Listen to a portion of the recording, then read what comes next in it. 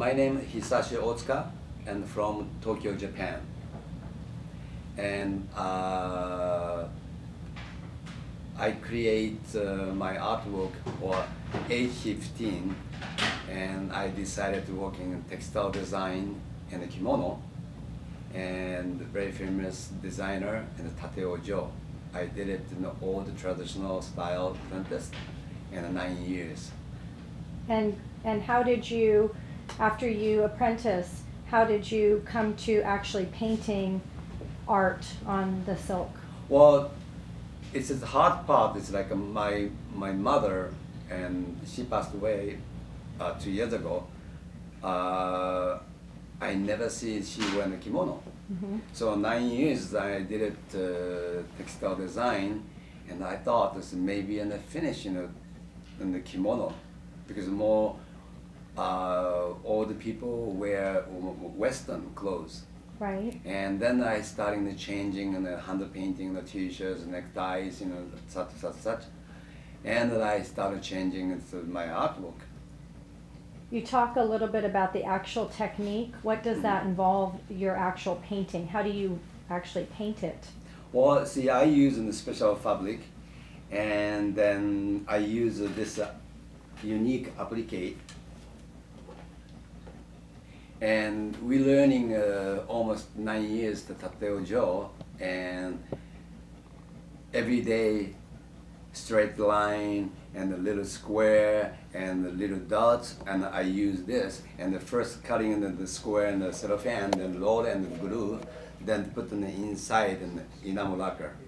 So, and there's oil-based painting, and then I use watercolors and acrylic, and sometimes I use different hand painting, the permanent color. Okay. So, and if you touch in one of the piece like this, and many people think that I have a limited edition print and they embossed, and people ask, oh, your original painting in the embossed? Then always I ask to touch. So I mean the gold and silver and the special paint I found it from Australia and Germany. And this is the permanent paint, and you cannot use in any dryer or any heat, just natural and 3-day. And the painting is raised. That's why they call it embossed. I've heard it called the unforgiving medium. If you make a mistake, I don't know if you ever make a mistake, but if you do, can you just fix it? I think because the artist, anybody can do. Okay, if a mistake, put an added color, right? But original painting in the oil, I think the blend is so easy.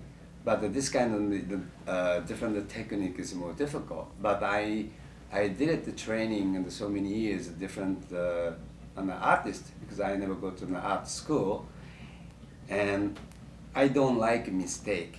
This is my teacher teach me so many years, so I never throw away any original painting in the garbage. Okay, and the subject matter, I know your background. Tell us a little bit about what you started with, the subject, what you were inspired by. Well, I'm born in Tokyo, and I know that many artists doesn't like traditional and the Japanese, but I like the classic and the background art. So I try to not everybody paint and the subject. Mm-hmm. So I try to more Japanese culture. So if example like a Kabuki theater, okay, I love Kabuki, and of Heian Dynasty, Japanese bride. There's not many people painting the Japanese bride, but my background is textile designs kimono, so why not I can create more traditional.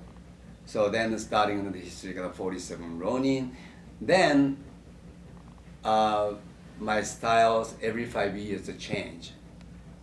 And traditional, Neo-Deco, Art Deco, and more graphic. And I don't paint in the abstract because this is not my style, because I love details, I learned that way.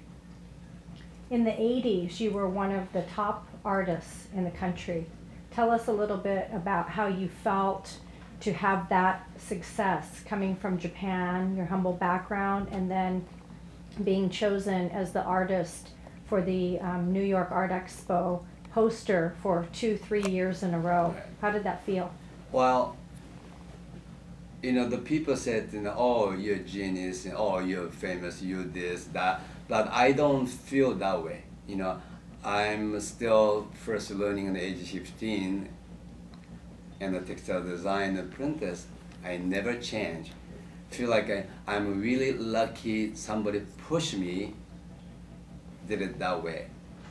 So, kind of first I'm really shocked, in Japan I don't have any name, Otsuka nobody knows, because Japan's art business a little bit different in the United States.